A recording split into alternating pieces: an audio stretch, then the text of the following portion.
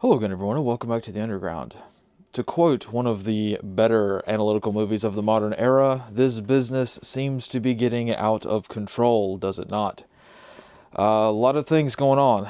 Very busy week so far, as is usual, but especially this week, we've got a lot of very wide-ranging and precedent-setting issues, as we all probably know by now. So let's go ahead and jump right into it. And let's start first up with probably the more hot-button issue this week, which is Donald Trump's conviction in New York with his hush money trial. Now, I'm not really going to get into too many details. The internet's kind of going wild with this already, so I'm just going to kind of, cut right to the chase, skip right over the precedent-setting stuff, skip right over the whole, unfortunate situation in general, and just kind of focus on the stuff that really matters for most Americans out there. Really, I should be incorporating a lot of these ideas into that sort of, I guess, mid-length election readiness video that I'm trying to work on with regards to things to kind of prepare for as we get closer to the election cycle. But just the very basic stuff that I'm kind of really taking away from this incident is there are probably going to be a lot more arrests and a lot more persecutions or prosecutions, however you wanted to phrase it, of Trump associates and things like that. They've got the head of the snake, so to speak. So anyone who basically has had any sort of professional relationship with Trump, they should probably be looking over their shoulders because, the precedent that this judgment set probably does not bode very well for anyone who is in the Trump circle. To carry on to that, to be a little bit more alarming, I should guess. I don't know how likely it is, but it does make a lot of sense for the federal regime to target Trump supporters, especially those who financially donated to him. Now, I don't want to scare anybody off or anything, but this is the kind of thing that my mind goes through is, all right, well, the IRS already set the precedent years ago for this whole $600 thing. If you send $600 to anybody that you're on their list, they just hired how many tens of thousands of IRS agents, or that's in the work somehow. And, now we've got this whole very much increase in the KYC or know your customer kind of culture. There's been the targeting of crypto and things like that. All of these indicators and warnings for me line up to say, okay, well, they're going after people who probably donated money to Trump. We saw this with the trucker scandal, right, in Canada. Now, Canada and the United States are very different in that regard. Not that much different, but you can see how this might be a concern going forward. So, I'm really just kind of apprehensive about the whole thing. I don't really have a whole lot of evidence to lean on.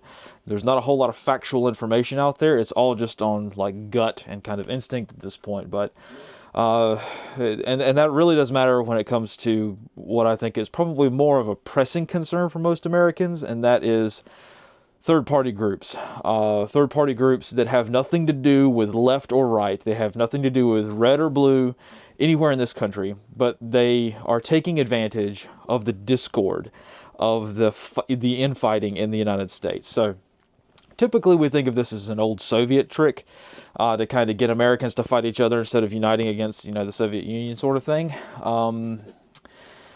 It's kind of expanded. Fifth generation warfare has kind of really run its course through America, and now we've got a lot of anti-us versus them kind of relationships going on in society that don't necessarily have an end goal other than just to create a fight, right?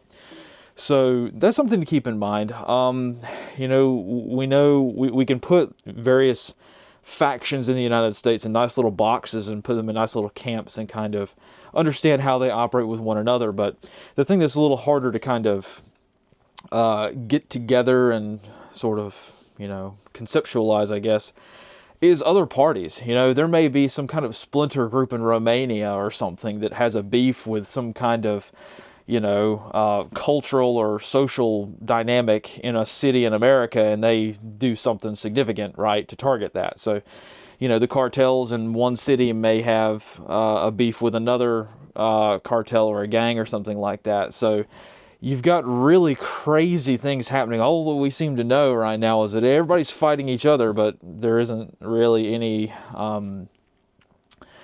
indicators that it's all orchestrated against one like Soviet enemy, like we might have back in the old days. So, again, this is a very large topic, and I've already kind of gone off on a tangent already, but just something to keep in mind is that there's a lot of people out there that probably have problems with you and with your belief system, and it's not going to be so much an us versus them, so much as you versus everybody else.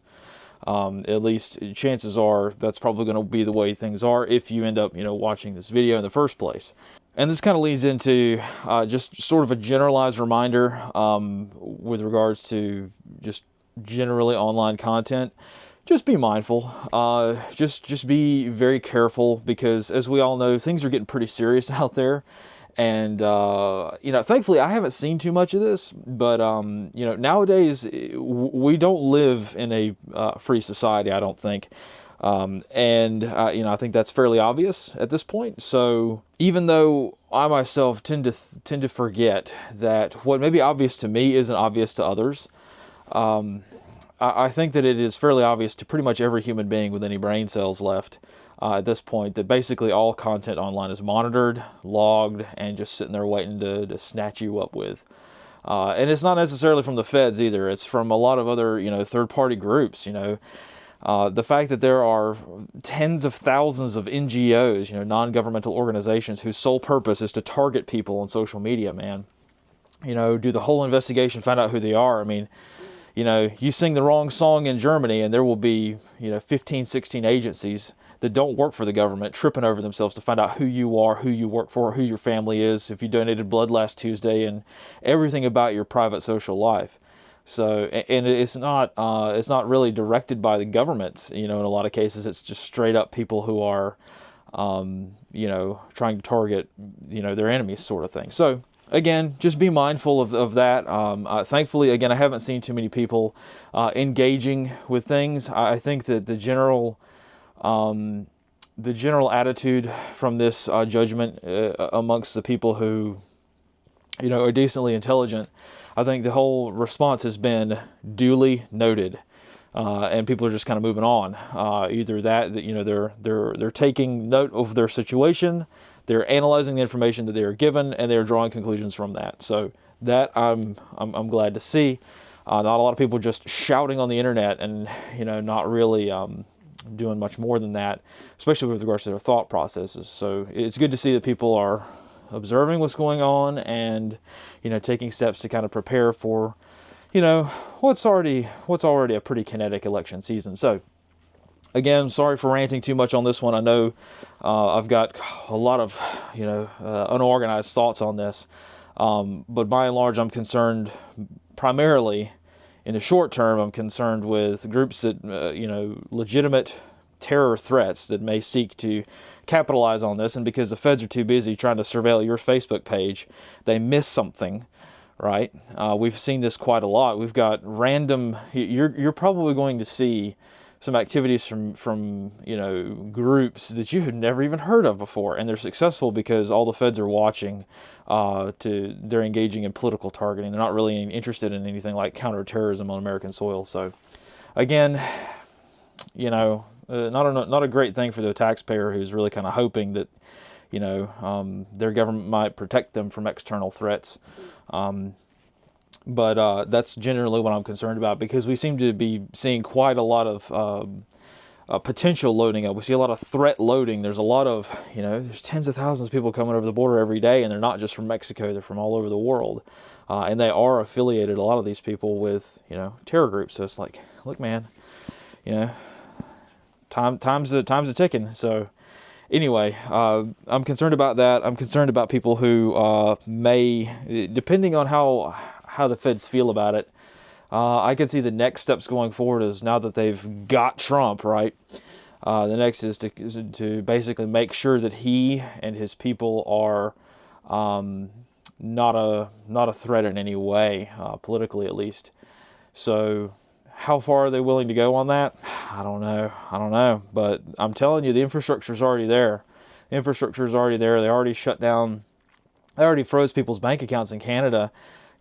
for donating money to a GoFundMe, that wasn't, the government didn't want. So the potential, will the U.S. government do that? I don't know, but the potential's there. They actually have the capability, so, why would they not? I think that, for a lot of people who tend to be drunk on power, they don't really tend to stop even when they have, undisputed, control over some things. So, chances are, if it can be done, it will be at some point. So, just kind of keeping that in mind and, preparing for tough times ahead is probably a good idea. So, again, not a super great way to start, but, it's kind of important. So, everybody's thinking it already, so I might as well talk about it. Anyway, moving on to the Southwestern region, not a whole lot, just that F-35 crash that occurred just outside Albuquerque. Don't know much about this one. I think the pilot ejected. Fortunately, it doesn't look like it was an F-35 in active service. It looks like it was being transferred either for maintenance reasons or it was about to be delivered to the U.S. government to take possession of it. But anyway, I think the technician made it out okay, hopefully. I haven't seen a whole lot of details on it. Maybe I just missed it. It's been a long week. But, yeah, not a super great look, especially with, the military trying to, prepare for, conflicts around the world. So, again, like I mentioned, third-party groups, huge concern. So I've been looking for a way to talk about this one for a while, and it's been really hard to put it in the wire because I feel like it's probably not like a great idea to put a report from months ago in the wire like it's a current report. But basically, criminal activity in the United States has gotten really bad with regards to two things. The violence that has started becoming very common, even with the tiniest of things. And two, the organization and capabilities that criminals are engaging in. So, because of the political way that things have kind of worked out throughout our legal system, the end result, you can debate on how we got here all day long, but the end result is that criminals are getting really, really bold. So something that was observed in California, and again, thus the reason for me kind of talking about it more recently, is thieves and sort of criminal international syndicate gangs, whatever you want to call them, basically people trying to steal stuff. Coming over the border, again, illegals coming over the border, running these crime rings, stealing stuff. They're using ISR assets now, intelligence, surveillance, and reconnaissance. Again, this isn't really new. This has been happening for a few months now, but there's been kind of a rash of it going on in California. These thieves are plugging in like USB cameras or like Wi-Fi cameras. They're camouflaging them up and putting them in people's yards or out in front of their houses so that they can monitor when either that person leaves for work or the neighbor leaves for work. So again, this is just a fresh reminder, especially if you live in a city or a suburb or something like that. Check out your property, make sure that you don't have an ISR asset on your property that's spying on you. This goes in many, many regards, as we all know. I don't know if it's a few years ago or what, but there have been a lot of cases around the country where actually like game wardens are putting wildlife cameras, or they put wildlife cameras on people's private property without a warrant, and so there's that kind of thing. There's always a potential for that if you've got a lot of land. But with regards to thieves and things like that, this seems to be pretty common throughout the United States. Like this picture down here at the bottom is actually from New York. So again, it's not something that's just happening in California. You've got thieves that are increasing their capabilities, and it's becoming very, very hard for the average person to kind of, keep up, really. So, if only there were sort of agencies that kind of tackled this sort of thing, Anywho, something to keep in mind, something to be aware of. Criminals are getting better. They're getting more violent. You might get carjacked, and we're seeing this happen all over the world, but I'm afraid the third world, some aspects of it have come here to the United States. And we're seeing criminals, even after they've stolen something, they're attacking, they're shooting or stabbing the people who they just stole from. So they're, like there is no quarter being given by criminals anymore in a lot of places. Again, not super happy to talk about, unfortunately, but you really got to be aware now. You know, gone are the days where you get mugged, you hand over your wallet to a polite mugger, or whatever, you know, from some kind of 90s sitcom like era, you know, thing. You might get shot before you even have a chance to comply with a thief, even if you wanted to. And that's not even talking about people who decide to stop that bad behavior right then and there. We all know the legal problems with that now, right? So something to keep in mind. Thieves have gotten really bold, and it's not getting better. Just something to keep in mind. This tends to happen kind of a lot, but again, we are living in very unprecedented times. So, moving over outside the United States to Western Europe. I know there were a few issues that I didn't cover this time in the United States. I'm going to talk about them a little bit more later on with regards to that mid-length midterm sort of election readiness video. So please don't think I'm skipping over events that have happened in the United States. I'm going to cover them in a future video. I didn't want to waste your time by talking about it twice. So let's move to Western Europe, and let's talk about the Germany terror attack, the Mannheim terror attack that occurred yesterday. Yeah, so this one is not really a good look for Germany. So for those who are not aware of the general situation in Germany, let me just give you a brief recap. Over the past few weeks, I would say, the younger generation, as well as some of the older folks in Germany, have really adopted more of an anti-immigration stance. It's become quite popular. We've seen, again, sort of protest songs come out. The one that rings a little bit more recently is the song Ausländer raus, which means, foreigners out. That song has gotten kind of popular in Germany. It's been noted at a few dance clubs, things like that.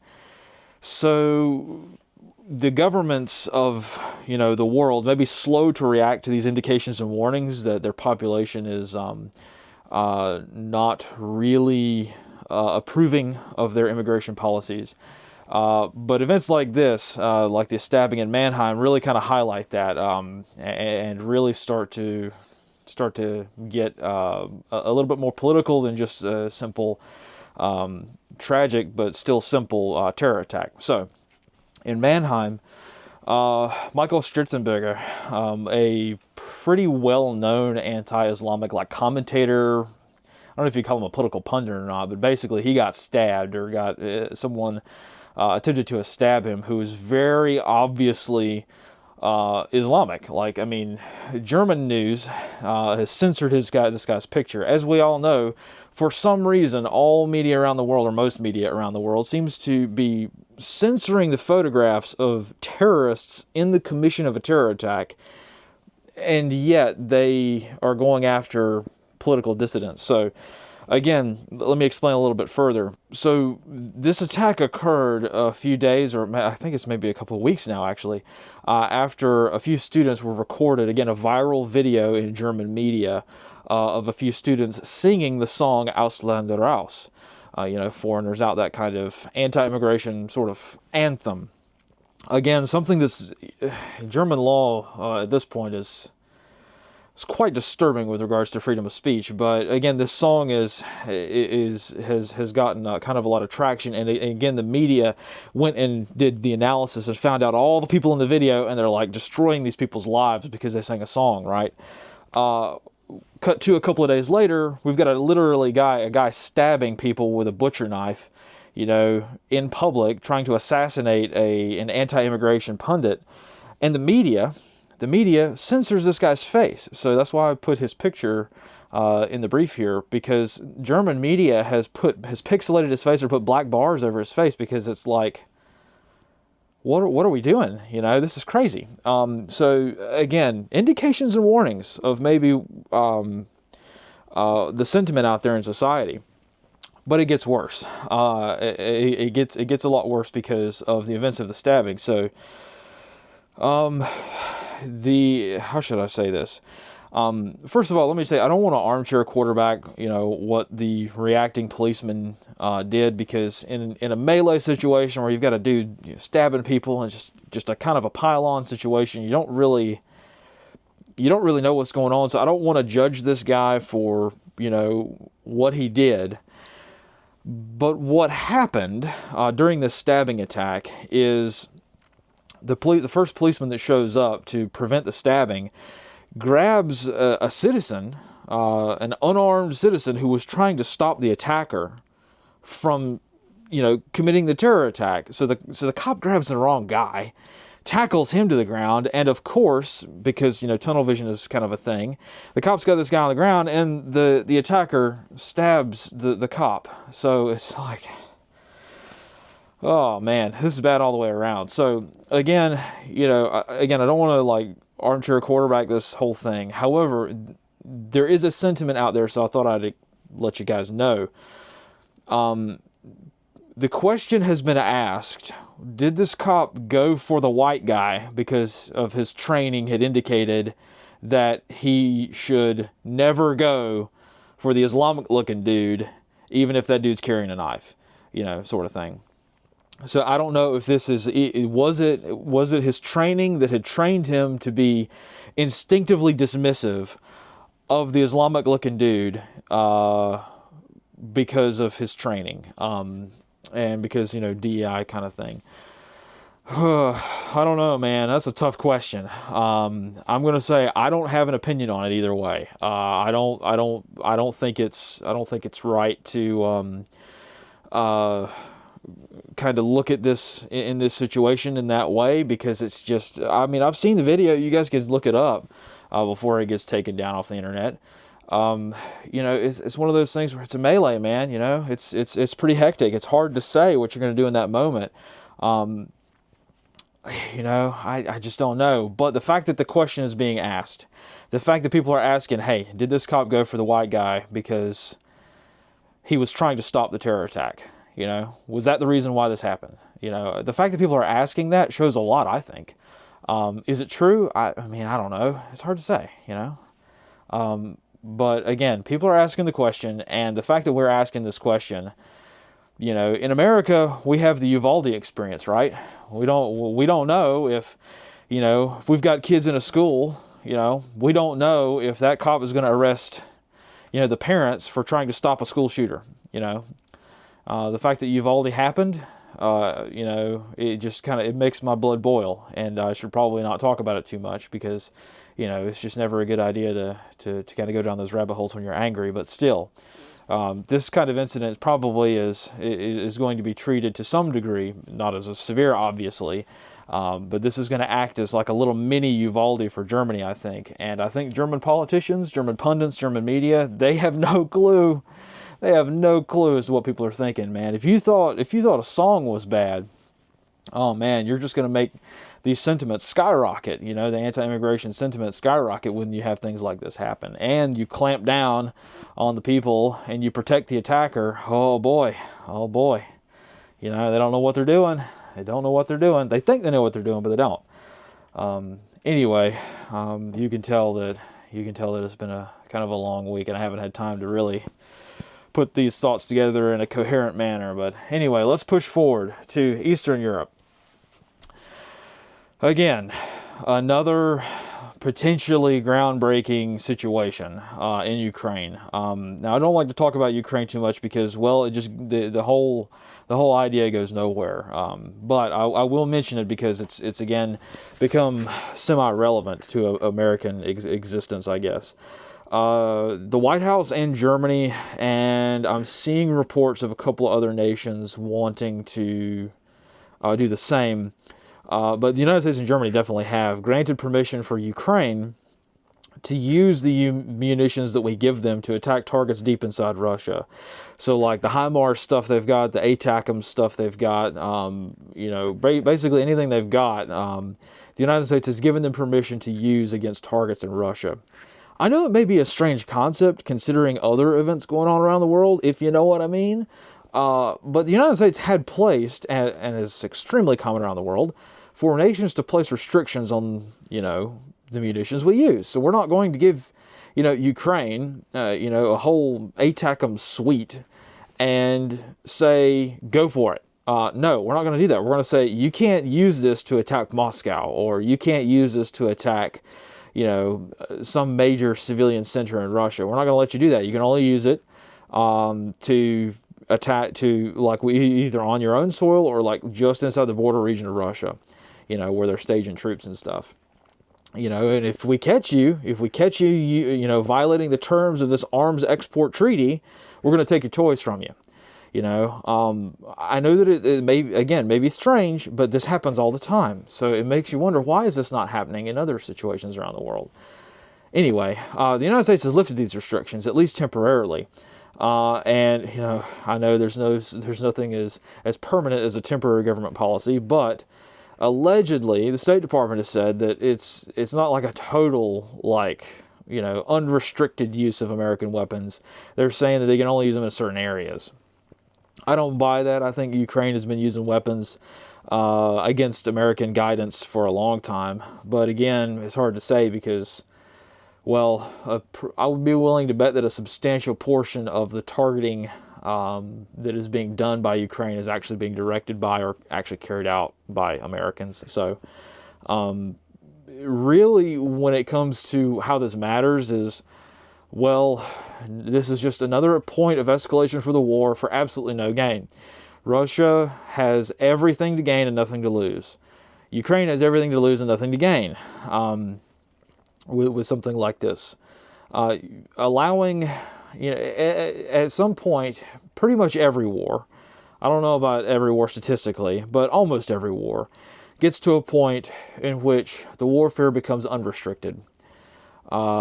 Especially every conventional war that's not like an insurgency conflict, but at some point that war is going to become unrestricted, meaning that they're all, no holds barred kind of thing. And I'm afraid, and the world is concerned, that this may be happening in Ukraine. We start to loosen the rules. We start to use increasingly desperate tactics and strike, increasingly more desperate things. So Ukraine knows they can't win, so they may decide to start targeting civilians more deliberately inside Russia. I don't know, but the potential's there, and it's not good. Ukraine is not going to gain anything tactically, operationally, or strategically from this, and yet the United States has really given up that political pork straight to Russia, who can now say, look, they're targeting civilians, even if the Ukraine's not. You just gave over all of this benefit to Russia, and now Russia can say, all right, now the gloves are off, truly off. And now NATO is about to find out just how much Russia has been holding back in some regards. So, again, this is a big war. It's not a fun war. It's not cool. I don't care how many people put flags in their bio. It is not fun. War is absolutely terrible in every time. And the Ukraine war is certainly no exception. So, something to keep in mind. This will escalate the war. How much? I don't know. Probably not that much in the long run because, to escalate a war, you have to have a mutual escalation on both sides. Ukraine just deciding to, start slinging missiles willy-nilly isn't really going to escalate things too much because Russia is going to have to play along with that, which they probably won't. But in any case, it's just never good when, the United States is now directly allowing Ukraine to target Russia. Of course, the Russians have their own rhetoric. They can pull old Medvedev out of the woodwork and say something like, this means that we're at war with NATO. Russia says that every other week, so it's not really a big thing, and they probably are at war with NATO, really. But by and large, really, it's just, man, how long is this war going to go on? This sort of thing. And this just prolongs it. All it does is prolong this war. And it gives Russia even more footing to do more. I'm not going to say totally indiscriminate targeting, but more targeting of more civilian centers. So again, it's not good. It's not going to help Ukraine any, but the virtue signaling is there, and the defense industrial complex. Oh man, that's what's keeping this thing going. So. Again, I think probably an unintended effect of this, like I mentioned earlier, before I again went off on a random tangent. I think one of the unintended side effects of this, I think generally this little sort of incident here highlights a question that can now be asked openly, which is, so you're telling me that the United States can and does regularly put restrictions on the use of the munitions that are exported to a particular country. So why, oh why, is no one asking, why has the United States not placed restrictions on the use of munitions in Gaza? You know? I know every time I talk about Israel and Gaza, I lose an awful lot of support. However, like, at what point am I going to be allowed to talk about this? You know, from a more, like, a trying to be neutral perspective. Like, you're telling me that, you know, the world stops when we say, hey, Ukraine, you can now use this ATACMS to shoot 15 more miles into Russia. Okay, the world stops. Like, it stopped the press, international incident. You know, the Kremlin drops a press statement and everything. But yet no one is asking why the United States is allowing certain JDPIs, or Joint Desired Points of Impact, to be dropped in, say, Jabalia refugee camp. Like, why are we allowing JDAMs to be dropped in certain areas? Why are we not restricting that? Why are we not? We already export, basically, the entirety of Israel's military gets exported from the United States to Israel. So why are we not exporting low CDE munitions? Small diameter bombs, Hellfires. You know, if you want to support Israel, why are you not encouraging low CDE munitions to be used? Why is it you're using a cannon to kill a mosquito? Anyway, you can tell I've had a long week. So, you know, it doesn't really do any good to go down these rabbit holes at this point, because, you know, it just doesn't seem to be doing any good. And for an American perspective, for those of you tuning in to talk about or think about how does this affect America, well, it doesn't really. You know, the conflict in Ukraine going poorly, well, it just means that you're going to pay more in taxes, so it does affect you. It affects you more directly than you might think. You know, just something as simple as, hey, you know, if Russia captures Odessa and Ukraine's grain exports are shut down to Europe, I think you're going to see some stuff. You know, it won't affect the United States directly, but it'll affect the United States indirectly. Whereas, you know, the conflict in the Middle East is more of a international tensions kind of thing. But again, we all have to kind of censor ourselves to some degree with regards to these international incidents, mostly because it doesn't really matter. You know, I can rant and rave for 5-6 hours on any one of these conflicts going around the world, but it doesn't do any good, because, one, it's not going to change any policymaker's mind, and, you know, so it's kind of a foregone conclusion at that point, and it doesn't seem to be helping to change the average person's mind either.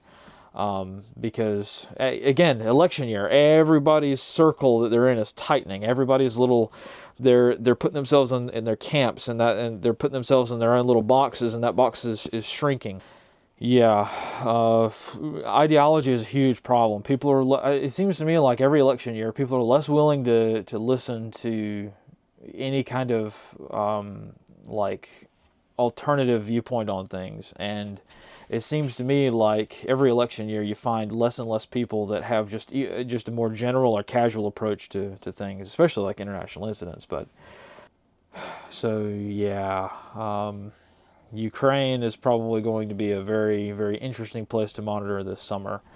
But also, equally as important to monitor is the Far East, specifically with regards to Taiwan. Again, I think just as a random statement, if you want to know what I think that the Donald Trump conviction basically grants permission for China to take Taiwan. I think that was probably one of the milestones China was waiting on, because it basically guarantees the United States electoral process is tainted, you know, henceforth and forevermore, right? No one's going to be looking at this system and saying the United States we're fine and dandy domestically. There's basically cements domestic problems in the United States up until and including Election Day, and I think China's going to take advantage of that. So, for all those people who've been saying, you know, China's going to take Taiwan in June, or, well, wait, is it June already? Yeah, this month. I don't know. I'm not really seeing those indicators. Again, I've got the stoplight charts here. I'm working on it more. Forgive me for being ignorant. I'm not an East Asia guy, so I don't really know. I'm having to learn all this stuff, so give me a minute to catch up. It takes a little bit of experience to kind of understand all the coastal defenses of China and the whole invasion of Taiwan sort of thing, especially considering that pretty much all American doctrine, I think, written about Taiwan is just steeped in hubris, and I don't think it's exactly helpful and an accurate representation. But again, the problem was going on in the United States. I have a note here to remind me to talk about this as well, because I don't have a dedicated Korea slide just yet. Sorry, I'm working on that. I think that North Korea's funny little PR stunts. They make some feces-filled balloons and send them across the border. They've put a bunch of trash in balloons and send them across South Korea. They launched, I think, well over a dozen ballistic missiles all at once to splash down in the Sea of Japan here. North Korea getting a little rowdy. I don't really like talking about Korea because to me it's not that. I mean, it's interesting from a perspective of the North Korean kind of experience, but in terms of international diplomacy, like North Korea doesn't have that. North Korea is a case study, right? There isn't much you can say like, oh my God, North Korea is going to start World War III. No, they're not. I mean, North Korea is North Korea. However, they are an indicator, right? So when North Korea starts getting rowdy, China starts getting a little mouthy with regards to Taiwan, things are going on in the United States, right? And cause and effect, right? So there could be something happen in the United States that China then takes advantage of. One thing to keep in mind with regards to China and Taiwan is Japan.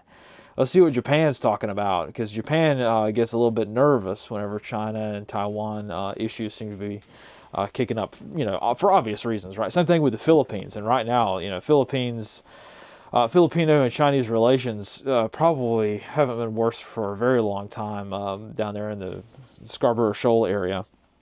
So, yeah, it's not really super great. But, let's go ahead and start wrapping things up today. I don't want to waste any more of your time. And let's talk about some of the stuff I saw on GhostNet. So, again, it was kind of a light week. I saw a lot more people on GhostNet this week, a lot more people checking in. A lot of brand new call signs never seen before, which is fantastic, but fewer news reports. So, sorry, I don't really have that much news. I did catch two news reports. Somebody talking about Claremore, Oklahoma, still having power outage issues due to the storms that kind of rolled through the region, I think last week. So, yeah, extreme weather has been kind of a problem throughout the past week. I myself have had a few power outages even here. Over the past couple of weeks. So yeah, extreme weather is definitely something to keep in mind, is that with all this crazy stuff going on in the world, you're more likely to have a power outage due to a tornado or something. So again, something to keep in mind. Somebody also mentioned, let's see here, this was kind of a sandwich report, kind of a few things put together. Mexico electing a president, 2nd of June. Yep, something to keep in mind, sure. Especially considering the potential change in U.S.-Mexico relations with regards to immigration. Really the only kind of U.S.-Mexico relations that matter are trade, but that's only on Mexico's part because we export a lot of stuff to Mexico. But the other thing is immigration. That's pretty much the only issue that comes up between the United States and Mexico for obvious reasons. But somebody also mentioned China stockpiling gold and oil. I haven't looked into that. I need to look into that because that is again a sort of wartime indicator. But most governments are stockpiling gold and oil around the world. So again, indications and warnings. To what end? I don't know, but probably nothing good. And then finally, the Joint Sword 2024A exercises that China just conducted. Somebody mentioned that as well, so that's awesome. And then finally, I picked up a message from Canada. So someone who was tuning in from Canada, they said in their message that this was the first time checking in, so I thought I'd let them know, hey, I heard you. I was using a web SDR in Pennsylvania, but I heard you locally down south here, and also from Pennsylvania as well, so I thought it was kind of a cool thing to note. So again, here are the sources for this time around. Not a whole lot, but still, you guys kind of get the picture. Anyway, you know, I really wish I had more time to sit down and condense things a little bit further. So I'm sorry this is running a little bit more disorganized than normal. I'll get back to it next week with a little bit more coherent thoughts. But again, thank you for sticking around. It's going to be a very interesting, I think, election season, as we already know. But it's just, all this stuff really just points out, just be mindful, you know. Just keep an eye out for things, especially if you work in like the industrial sector. You know, you guys have your own internal security policies, and you guys have your own like checklists and things. You guys know the vulnerabilities at your facilities. If you work in big industry, you know, huge manufacturing sector, or some kind of something to do with critical infrastructure, you guys know the vulnerabilities. So please be mindful. Please be extra careful, because things are, at times of heightened tensions, you just never know. I know it's boring. I know that it's probably going to, gripe a lot of people to have to go double check something. Let me go check, make sure I put that away, or make sure the gate's locked or something like that. But, please be vigilant, because the potential for very bad things to happen either by accident or by deliberate attack are very, very high now. So again, every 4 years we got to be mindful that things tend to kind of get a little crazy, but especially this time around, because there are so many different actors and threat vectors and groups and whatever buzzword you want to use. There's so many people out there from so many different angles that are looking to cause chaos. And we've really got to make sure that our society keeps functioning even in a very advanced threat environment like that. So, please be mindful. For the average person out there, keep your eyes peeled. And just be aware. I know it's tiring. I know that you can't stay at, threat level midnight forever, right? I know that it's really hard to be at a heightened state of awareness for a very long period of time. We're not going to be at MOP level 4 forever, right? But again, it's just something to keep in mind, because the tensions are very high, and the potential for stuff to get kind of crazy is always there. So again, please be vigilant. Please be on the lookout. And we'll see how crazy things really do get this coming week. So again, we'll be back at it with the standard shorter reports on Monday, and I think that's pretty much it. So thank you all for watching again, and we will see you next time. And as always, fight in the shade.